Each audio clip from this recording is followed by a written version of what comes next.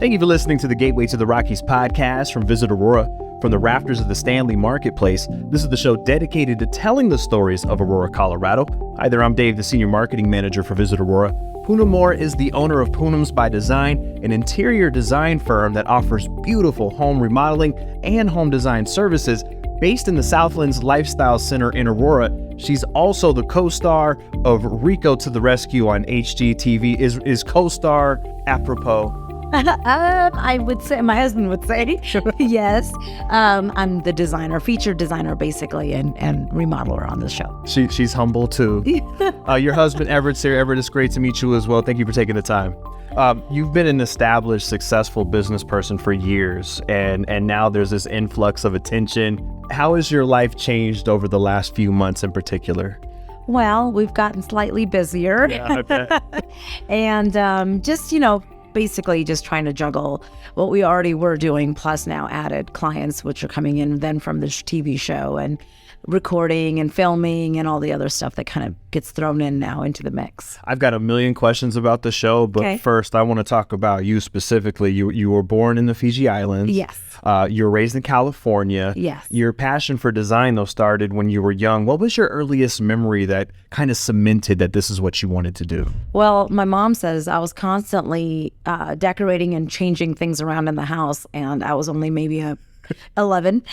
So I knew then, and really even earlier than that, I have memories of going through a custom home my uncle was building and was fascinated by the framing. And what kid is fascinated by framing? Right. So yeah, I guess I've always had it in me. When you walk into a room, do you see a picture? Yeah. Is it like a portrait that comes to mind? Yeah. Is it is it just like a natural reflex to know where everything should go? Yes, it is. My mind is constantly moving as I walk in and out of spaces because I'm seeing it done or redone or enhanced. So yeah, it is. It's constantly moving for me. So you go to the Art Institute of Colorado and get your interior design degree. Did you immediately start your own firm from there? Actually, within a year. Yes, I did. Wow. So right after I graduated, I decided I was going to go look for a job. And then I realized I couldn't have a normal job because I had kids. So I had little kids at the time. And I thought, okay, I tried it out. I worked for a little bit, about a year or so. And I decided it was just not going to work because of the hours and, juggling kids and things like that. Is that unique for the industry? Because it seems like you would go to a quote unquote established designer and then kind of like pay your dues.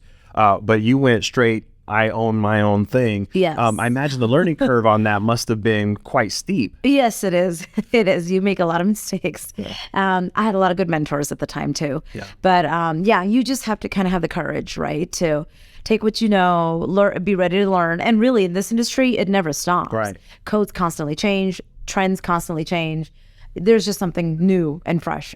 And so really, you're never going to stop learning in this industry. So you've been an Aurora resident for 27 years. This is home. Yes. You even opened your showroom at Southlands in 2020. Yes. Take us back then. You're in the throes of the pandemic, but also a time when people are spending a lot of time at home, Yes. Really wanting to invest in their spaces, make it as comfortable as possible. Did that time present challenges, or was it somewhat serendipitous? It didn't. Well, twofolds. Nobody would work. Right. And we had a lot of business. Yeah. So it was, people were home and they were thinking of life differently. Now your home was your sanctuary. Mm-hmm. It was where you worked, where you went to school, where you lived, where you entertained, where you worked out. I mean, it had to be everything, right? Multiple folds. Mm-hmm. So no matter how big or small your home was, it was everything you needed really to kind of just survive and be normal, whatever the normal looked like at that time. Right. So yeah, it was great. It was actually, I thought it was going to be devastating. And then we were essential because we were on the construction side of it. Oh yeah. And so then we were busier than ever, but we didn't have as many people working. So we, our shops and manufacturers and things were closed. Yeah. So then had the challenge of basically producing projects without product. Mm. So it was there was a lot of challenges that 2020 gave to us, but I think we all learned from it. Yeah, right. And we've survived it. So now we know there's much worse things in the world. And now you're getting ready to launch another location at Park Meadows. That's got to be exciting. It is. It seems from the outside looking in, you have a really talented team around you. I do. We actually have a magnificent team around us, both in showroom and out of showroom. Out of showroom, we have 44 subcontractors, Wow. and yeah, it's a big team. And then in showroom, we have 10, and we're all full time. So it is a really a big operation. And now we're expanding, like you said, to Park Meadows, and we're hiring more people. Along with your eye for design, you're also a general contractor. How does that understanding enhance your design choices? I think it's a key, to being able to design and build. So design is fun, and I do get caught up in the fun part aspect and the creativity of it all. But then something has to be quite practical when it gets down to it, because really, the city and county of any jurisdiction really doesn't care about how pretty it's going to be. Right. They care that it's safe and it's built well and things like that. So a lot of times the two have to meet and marry. And in this industry, no matter if you're just a designer or just a builder, it comes together at some point for all clients. So it is, I think, probably really the best thing I decided to do was to do both. When you go to a friend's house or a family member's house, is it hard to not instantly start redesigning and redecorating, at least in your mind, or can you flip that switch off? I flip the switch. Really? I do. I need brain breaks. Okay. And I don't have any because of my creative mind. I actually wake up thinking and I go to sleep thinking. So I think when I go to somebody's home, I'm just there to eat the food and drink the drinks. Gotcha. So, and have fun and laugh. So I'm not there redecorating. I really don't even care. I'm just there to spend time with the people I love. Okay, So, that's good to be able to do that, to compartmentalize that. Yes. Okay, I want to get into some of the mechanics of the TV show, and anything you're not allowed to answer, just say, that's TV magic, and I'll move on, okay? Got it. But I'm fascinated by the process. Did you know Rico Leone before the show? No, I did not. And more than 100 people applied for your role. You ended up making it through several rounds of auditions. That had to have been quite the process, because you have to be the perfect mix of authority and expertise, but you also have to possess that charisma and likability to producers. What was that process like? Well, first I did not apply for this job. Really? No. No, they keep looking for me. Oh. I ignored them for a couple of months. And then I finally said yes. And we were on our way out to Mexico. And I gave them 2 days to get the Zoom call in. And they had already finished, actually, all of their casting or all of their interviews. And so I was the last person, I think, is what they told me, interviewed. And within 2 weeks, they moved me to another round, and then another round. And so most of the people that I interviewed with was out, east, and kind of all over. So they were all Zoom meetings with a bunch of people I didn't know, and they would ask questions, and some were kind of random, some were more about me. They were just trying to get to know what I did and what I came in with. So, yeah, and then it was just rounds and rounds of Zoom calls. And then finally, I guess when I got to the top 2, they did a full camera kind of chemistry test. And that's when I met Rico. What was the initial hesitation? Was that you were already busy, and you didn't want the other things that come along with the TV show? Yes, I think it's multiple, right? Like, I'm a lot older now. I was saying if I was in my 20s, I would have just flipped upside down and did anything possible to get onto a show.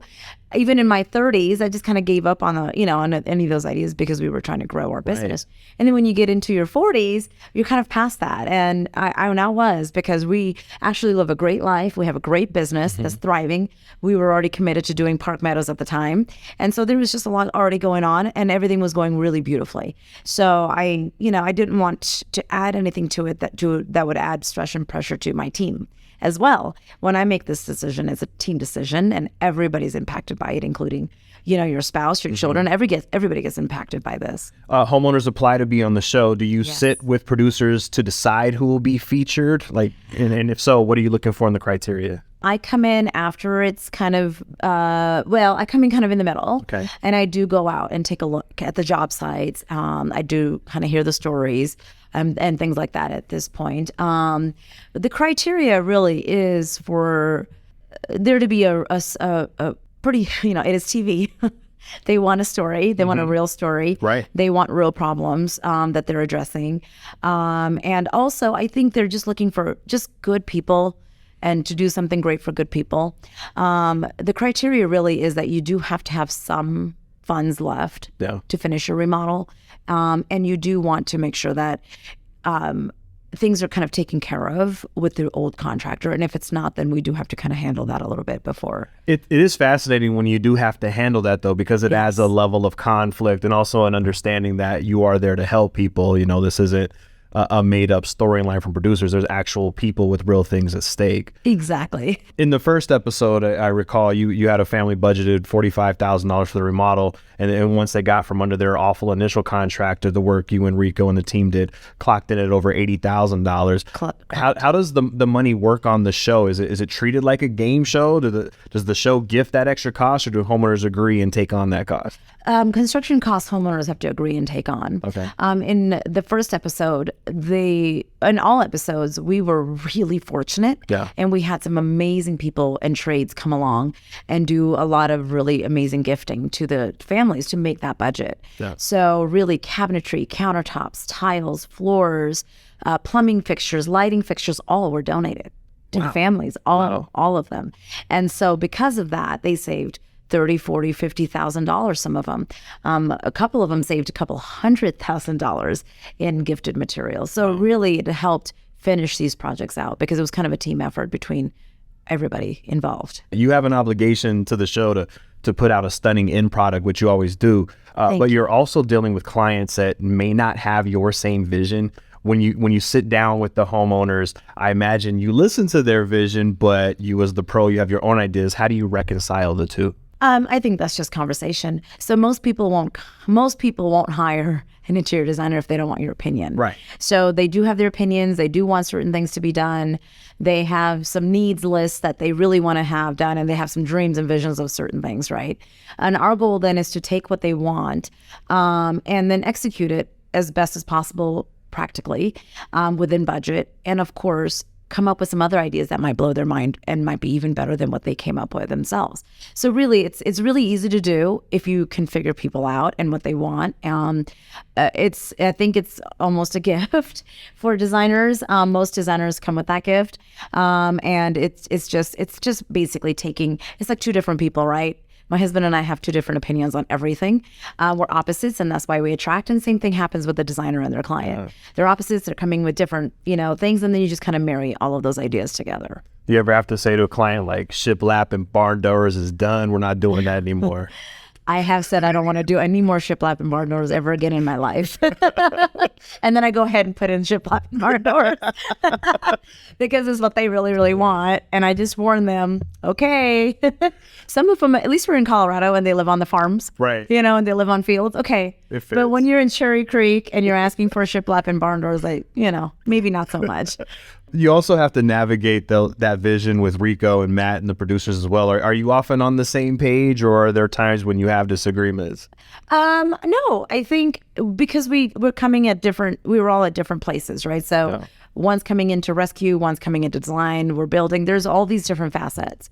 So no, I think everybody kind of has their lane. Do the residents keep the decor pieces, or are the properties staged for TV and then the clients have to bring their beanbag chairs back from college? Yes.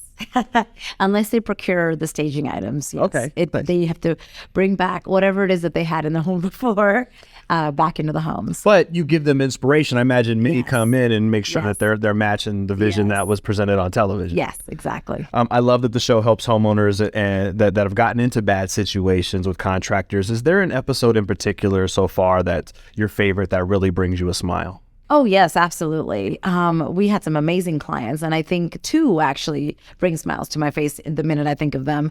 The Overmans and also the first episode, the Carpenters. How does your family react to seeing you on the show? Do you get together for watch parties, or do they text you with opinions, or are they just used to mom being a star? I think all the above. So we have friends and family watch parties. We actually had 90 on our first episode watch party, which nobody could hear anything. Yeah. But so everybody had to go home and watch on their own. But yeah, we've had small group watch parties. We've had for all the other episodes. Some we've just watched by ourselves. And then everybody watches and everybody texts and has opinions on the client, the design. It's really kind of fun, actually. When do you get to do this, right? Pinch me. I mean, this is kind of fun and exciting, and I welcome all of the viewers and all of the opinions. What do you think when you see the episodes yourself? What's kind of running through your mind? Are you looking critically? Are you enthusiastic and excited for the end product? Like, what's kind of the process that goes on with you? I'm fairly critical. Yeah. So yes. So I'm watching to see how I could have made it better. I am watching to see how it looks done. I'm excited about the end product being shown properly. Right. But of course, at the end, I'm like, I could have done this, and I could have added that, and I could have done that. But really, budget is really key on these episodes. We don't get the glamour of like Rock the Block, where hundreds and thousands of dollars are poured into it, because there is no homeowner. Here we have a homeowner situation. Right. So it's, I can only do so much magic with what I've got. So yeah, it's a little bit of both. We've talked about how it's kind of affected your business, but how has the show affected you personally? Are you getting recognized at the grocery store? Are people stopping to take selfies? It has now started. Yeah? It has. I've had some interesting things happen. So we walked into the Denver Home Show and somebody came screaming over, "Oh my God, you're Poonam. Oh my gosh." And I was like, "Hi." So we're taking selfies. And then I'm at the Nuggets game, actually, a couple nights ago. And one of the security guards is standing there. She's just kind of looking away. And all of a sudden she turns around and looks at me. And she's standing like within 1.5 feet of my face. And she goes, "Oh my gosh, you're Poonam." Right. And I was like, "Oh, yeah, hi." And she goes, "We're big fans. My mom and I are big fans. She's in Tennessee. I'm going to have to tell her that you're standing in front of me." And I mean, it was really, really cute. And then she let me cut through when we weren't supposed to cut through. So, but it was really, so now it's starting to happen, and it's really exciting and fun. And I'm a very people person. Yeah. So it really, I don't mind the hellos and the selfies and things like that. It's an interesting dynamic though. For the last 19 years, I was a radio personality. So I was like a G level local, whatever. And when people feel like they know you, they come to you with that warmth of like family. Like, I've known you for a long time. Yes. And you have to match that energy because you want them to have a positive experience, even though your internal sense is stranger danger, right? Or like, is this person got intent? But it's almost always 100% love, and you want to kind of reciprocate that kindness in return. But it takes a minute to get used to. I imagine it does. It takes you've been at this more longer than me, so yes, it does. It takes. Yeah, you think you know somebody just because you've seen them on TV or, for 6 or 7 or 8 episodes, and all of a sudden you're like, "I know you," and they do feel like they know you, which is great. Yeah. That means you've done your job well. Mm-hmm. But it is kind of a stranger danger kind of approach sometimes. And I am very, I try to be cautious. Yeah. So I'm not good at it. A new season is slated for 2024. Congratulations on that. Thank you. Are those episodes currently being filmed, and how's that going? We're casting right now. Okay. We'll be filming at the end of April. So it's about time. So these are huge projects. If you think about it, they're huge. So they really do take real timelines to finish. Yeah. There's no glorious magic wand. Mm-hmm. So we start filming at the end of April, and it's a long filming period. We won't be done until October. Wow. And then to do all the final edits. And in January, all of you guys get to watch the 47 minutes of magic. How do you balance all that though? Because you have a big family, yes. You have a thriving business, and now a production schedule. How do you manage all that? With really great assistants. Yeah. And I do have really a great team and designers and builders. So basically, we put these 8 families into our schedule like they're normal clients. And so we schedule our clients and the TV clients in just like normal. So we don't take on more than we can chew, and we don't want to be on Rico To The Rescue.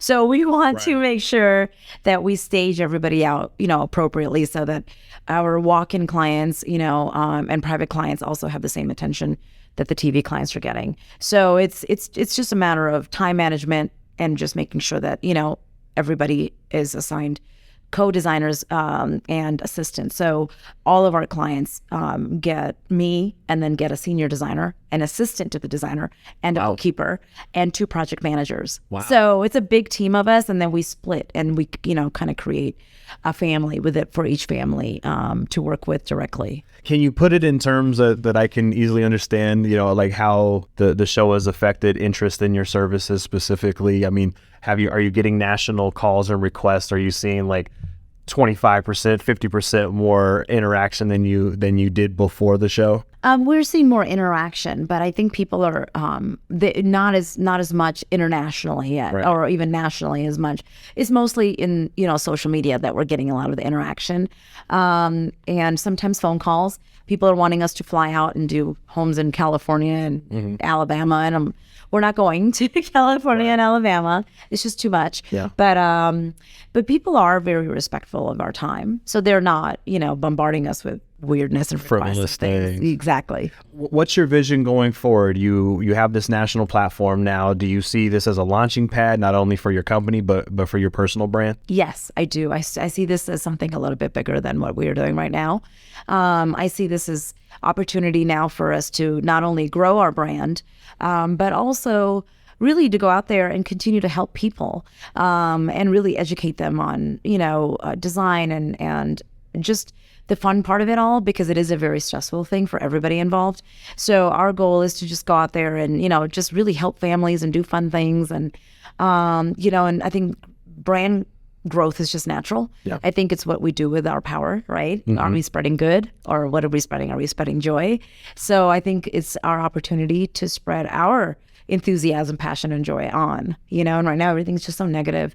And so it's our opportunity to really throw in a lot of positivity and hopefully lots of smiles and laughter along the way here. You're a woman of color leading a thriving business now on a platform with millions of viewers. Does that carry significance for you when it comes to serving as a potential role model, not only to your kids and grandkids, but for people everywhere? Absolutely. I think when you're given a lot is expected of you automatically. I said, even when I got this, if it's only one season, it gives my daughters and my grandkids something to work off of. They could see that they could do anything in the world that they want to do. I came from a third world country, and here I am on national television, right? Who knew? And now I get to do the same thing. I get to reach back and hopefully mentor and give somebody an inspiration.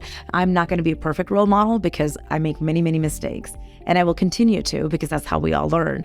But I do want to at least give motivation and to young women, minority women all over, that you could do anything you want to do, whether you're an immigrant or whether you're U.S. born, it doesn't matter. It's just what you have in your heart and your head, and you have to just really work hard and execute it. It won't be given to you. Nothing is ever given to you, but you will have to work hard, and if you work hard, you can play hard. Well said. Thank you. Visit Poonam's by Design at the Southlands Lifestyle Center. You can also go to poonamsbydesign.com and follow on social media at Poonam's by Design.